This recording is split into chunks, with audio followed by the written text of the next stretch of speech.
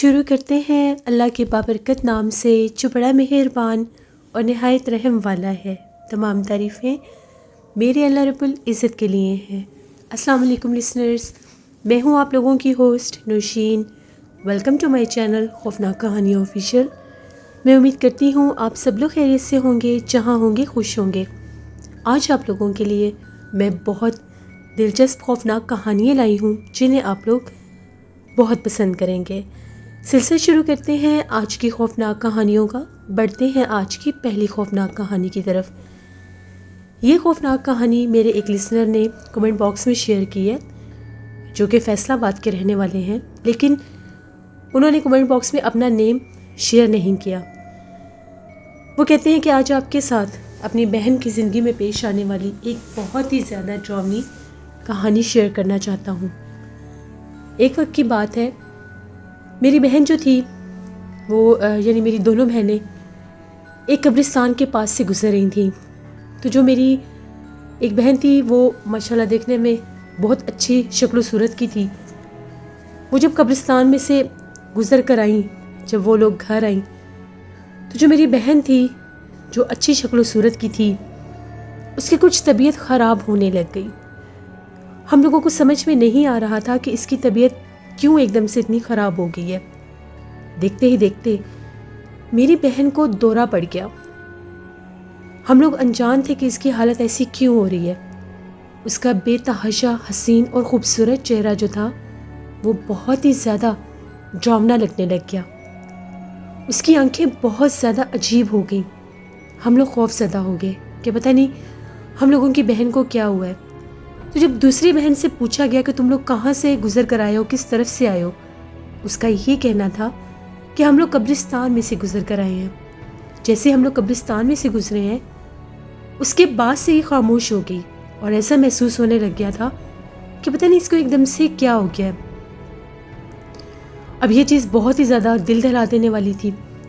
اس وقت ہم لوگوں کو کچھ سمجھ میں نہیں آ رہا تھا، لیکن وقت گزرنے کے ساتھ ساتھ میری بہن کی حالت بہت زیادہ خراب ہو گئی۔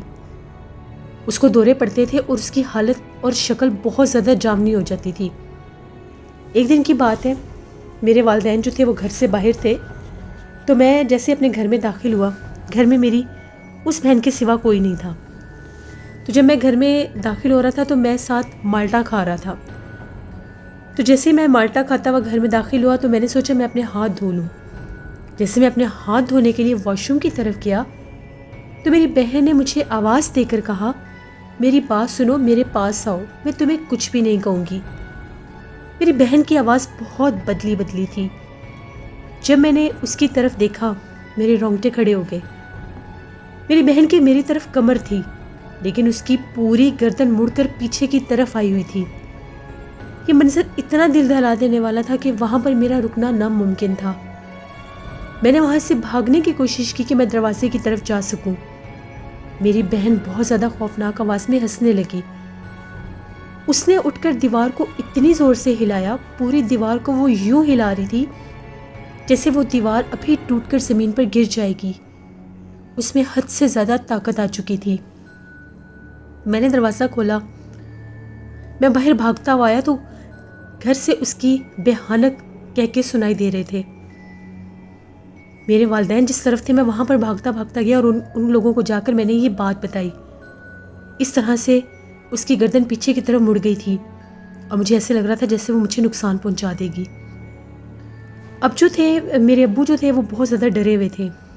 ایک دفعہ ہم نے اس کو ایک بابا جی سے دم کروایا تھا، تو بابا جی نے ہمیں یہ کہا تھا کہ اس کو سرخ مرچ کی دھونی دینی ہے، سرخ مرچ کو جلا کر۔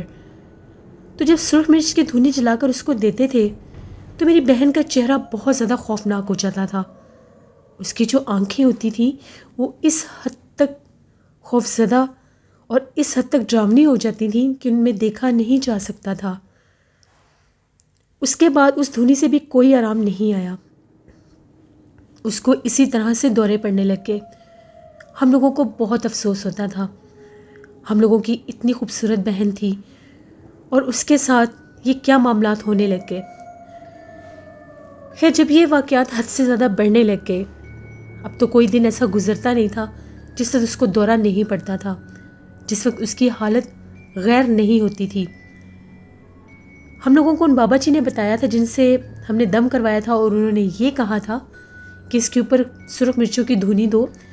ان کا یہ کہنا تھا کہ اس کے اوپر ایک چڑیل کی پکڑ ہے، یعنی اس کے اوپر ایک چڑیل کا سایہ ہو چکا ہے، اس چڑیل نے اس کو پکڑا ہوا ہے، اور جب اس کو دورہ پڑتا ہے اور اس کی یہ حالت ہوتی ہے تو اس کے اندر اس چڑیل کی حاضری ہوئی ہوتی ہے۔ اس کی گردن کا پیچھے کی طرف مڑنا، اس کا اس طرح سے دیوار کو ہلا دینا، اور اس کا اس طرح سے بھیانک آوازیں نکالنا، یہ سب وہ چڑیل کرتی ہے جو اس کے جسم میں حاضر ہوتی ہے۔ میرے ابو جی نے جب دیکھا کہ اس دھونی سے تو کوئی آرام نہیں آیا، تو انہوں نے، میرے ابو جی کے ایک پیر و مرشد تھے، ابو جی نے انہیں بلایا۔ ابو جی نے اپنے پیر و مرشد سے یہ کہا، میری مدد کیجئے، میری جوان بیٹی ہے اور اس کے اوپر کسی چڑیل کی پکڑ ہو چکی ہے، اس کو بچا لیجئے۔ تو جب وہ پیر و مرشد ہمارے گھر آئے، انہوں نے جب پڑھائی کی تو ان کو پتہ چل گیا کہ یہ بات درست تھی، میری بہن ایک چڑیل کے زیر سایہ تھی۔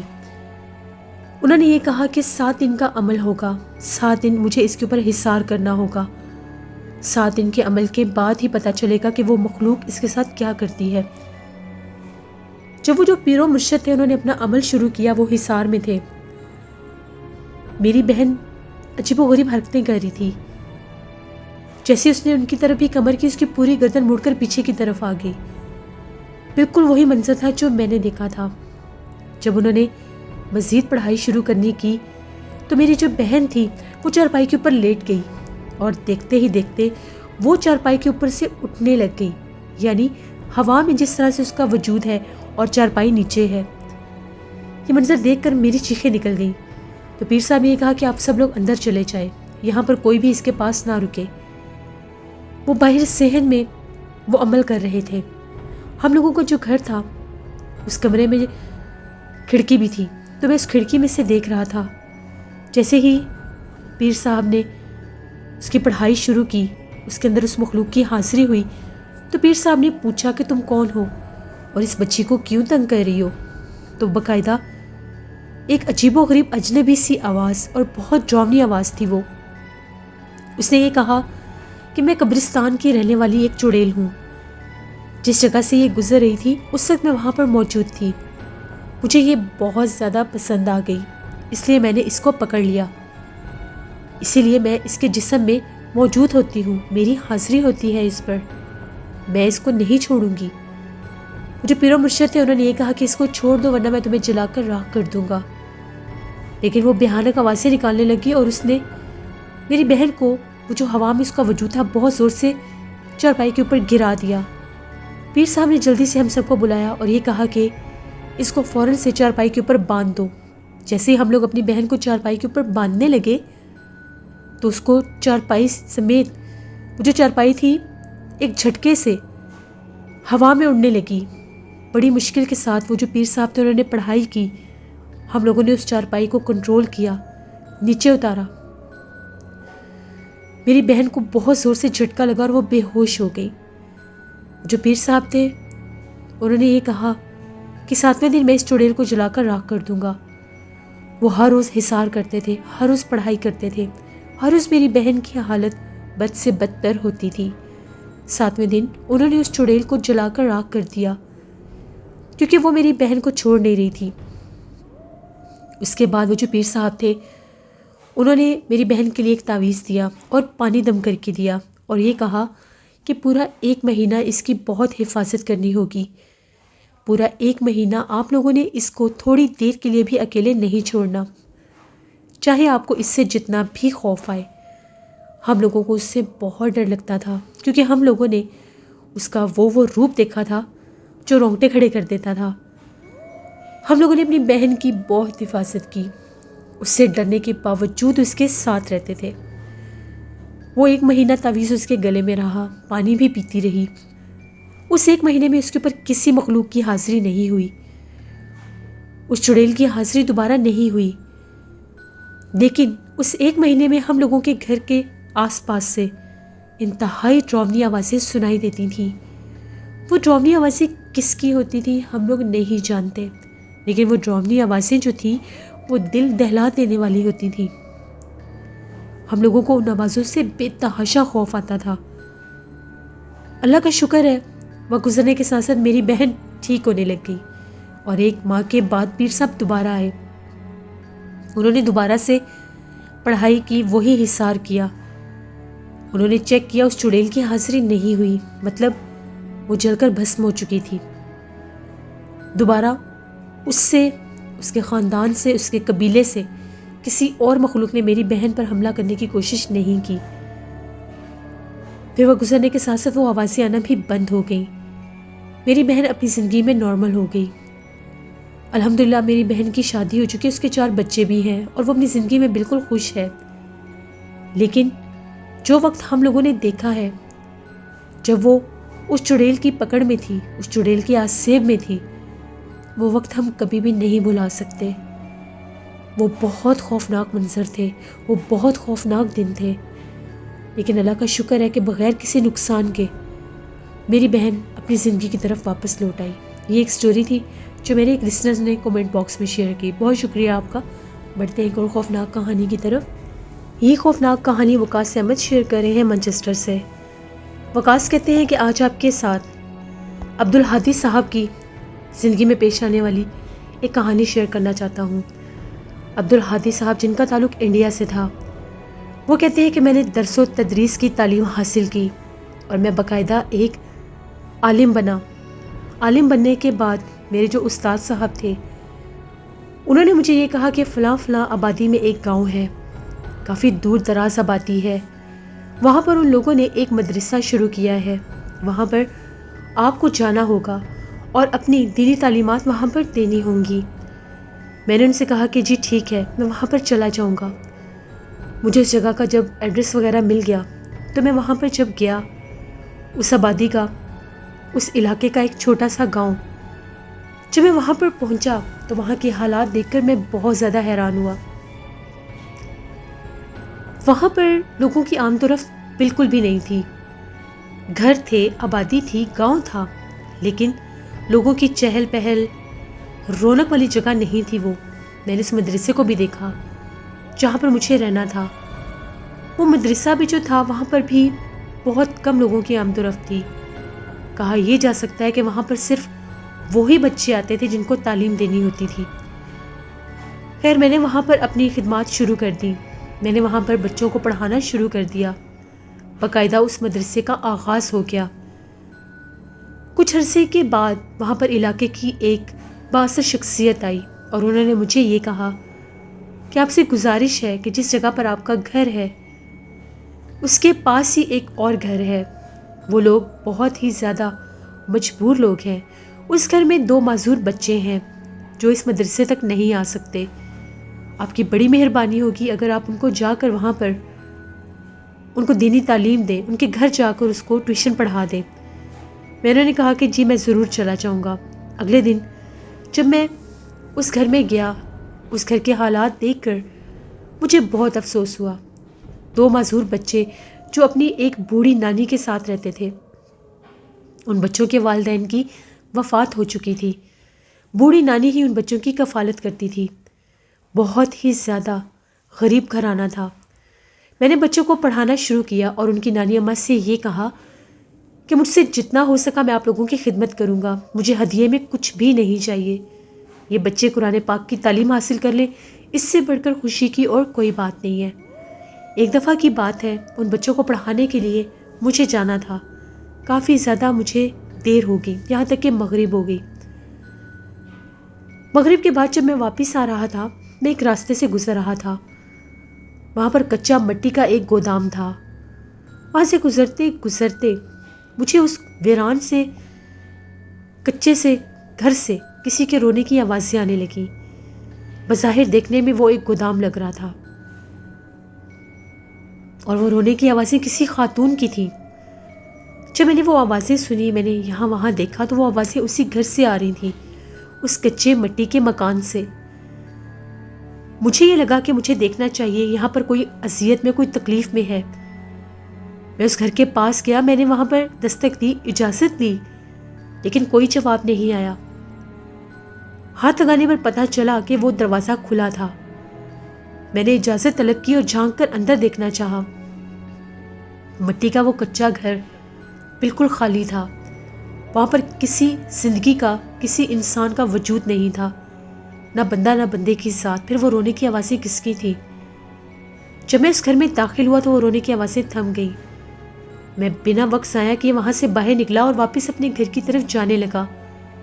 ابھی اپنے گھر کی طرف مڑا ہی تھا تو ایک عورت کی آواز میرے کانوں میں گونجی کہ اگر تم مولوی نہ ہوتے تو تمہیں جان سے مار دیتی، تم مولوی ہوتے ہو اور اس لیے تم ہر وقت حصار میں رہتے ہو، دوبارہ یہاں پر آنے کی غلطی مت کرنا ورنہ جان سے مار دوں گی۔ پیچھے پلٹ کر دیکھا تو اسی کچے گھر کے پاس ایک نہایت بھیانک چہرے والی عورت کو دیکھا میں نے، جس کا قد بہت دراز تھا، بہت کالی رنگت تھی اور ہاتھ پیر بھی الٹے تھے، اس کی آنکھوں سے انگارے نکل رہے تھے۔ میں اتنا خوف زدہ ہوا کہ میں نے وہاں سے بھاگنا شروع کر دیا۔ اللہ اکبر کہتا ہوا میں اپنے گھر پہنچا۔ مجھ پہ اس مخلوق کو دیکھ کر بہت زیادہ خوف طاری ہوا۔ میں سمجھ گیا تھا کہ وہ غیر مرئی مخلوق تھی۔ میرے حصار میں ہونے کی وجہ سے اس وقت وہ وہاں سے ہٹ گئی۔ یہ بات اگلے دن میں نے علاقہ مکین لوگوں سے کی، انہیں ساری بات بتائی تو ان لوگوں کا یہ کہنا تھا کہ آپ کو شاید ہم لوگ بتا نہیں سکے، ایسا اتفاق نہیں ہوا کہ آپ سے اس بارے میں بات کی جاتی۔ وہ کچا مٹی کا مکان آج سیب زدہ ہے۔ بہت سال پہلے وہاں پر ایک گھر رہتا تھا جو خوشحال زندگی گزار رہے تھے۔ وہ گھر آباد تھا۔ کسی خاندانی دشمنی کی وجہ سے ان کے کسی مخالف دشمن نے اس گھر کو رات کے وقت آگ لگا دی۔ اس گھر میں سونے والے لوگ اسی گھر میں جل کر راکھ ہو گئے۔ اس کے بعد ان کا اور کوئی بھی رشتہ دار یہاں پر آبادی میں نہیں تھا۔ ان کی اس دہشت ناک موت کے بعد کوئی اس گھر کی طرف گیا ہی نہیں، نہ ہی کسی نے اس جگہ کو آباد کرنے کی، گرانے کی یا نیا بنانے کی کوشش کی۔ وقت گزرنے کے ساتھ ساتھ وہ کھنڈر بن گیا اور وہ کھنڈر ایک چڑیل کا مسکن بن گیا۔ وہاں پر اکثر ایک عورت کو دیکھا جاتا ہے۔ گاؤں کا ہر شخص اس بات کی گواہی دے گا کہ انہوں نے وہاں پر کسی بھیانک چہرے والی مخلوق عورت کو دیکھا ہے جو اپنا آپ ظاہر بھی کرتی ہے اور غائب ہو جاتی ہے۔ میں بہت زیادہ خوفزدہ ہوا۔ اس کے بعد میں کبھی بھی اس طرف نہیں گیا۔ اس علاقے میں آج بھی قرآن پاک کی تعلیم دے رہا ہوں۔ وہاں 2 نسلوں نے میرے پاس تعلیم حاصل کی ہے۔ وہ جگہ آج بھی وہاں پر موجود ہے اور اس جگہ میں آج بھی اس چڑیل کا بسیرا ویسے ہی ہے۔ یہ کہانی تھی عبدالہادی صاحب کی جو وقاص احمد نے مانچسٹر سے شیئر کی۔ بہت شکریہ وقاص صاحب کا۔ جس سے یہ تھی آج کی خوفناک کہانیاں۔ میں امید کرتی ہوں آپ لوگوں کو پسند آئی ہوں گی۔ اپنا فیڈ بیک مجھے کمنٹ باکس میں ضرور دیجیے گا۔ آپ لوگ بھی اپنی خوفناک کہانیاں شیئر کر سکتے ہیں ڈسکرپشن باکس میں دیے گئے ای میل آئی ڈی nushinmir57@gmail.com پر۔ اس کے علاوہ آپ لوگ مجھے کمنٹ باکس میں بھی سٹوری شیئر کر سکتے ہیں۔ ہارر سٹوریز آفیشیل پر کل بہت ہارر سٹوری آن ایئر ہوگی، اس کو آپ لوگوں نے ضرور وزٹ کرنا ہے۔ جن لوگوں نے ابھی تک ہارر سٹوریز آفیشیل ابھی سبسکرائب نہیں کیا تو اس کو بھی سبسکرائب کریں۔ نوشین میر کو آفیشیل پر میں ڈیلی ولاگنگ کرتی ہوں جس کا نیم اب نوشین ڈیلی روٹین ہو چکا ہے، اس کو بھی وزٹ کریں اینڈ سبسکرائب کریں۔ میری سسٹر کا نیا چینل ہارر ناولز آفیشیل، ان کو بھی جا کر سبسکرائب کریں اینڈ سپورٹ کریں۔ اپنا بہت سا خیال رکھیے گا، اپنی ڈھیروں دعاؤں میں مجھے، میری فیملی کو ضرور یاد رکھیے گا۔ اللہ آپ سب کا حامی و ناصر۔ Thank you for watching. Stay blessed. اللہ نگہبان۔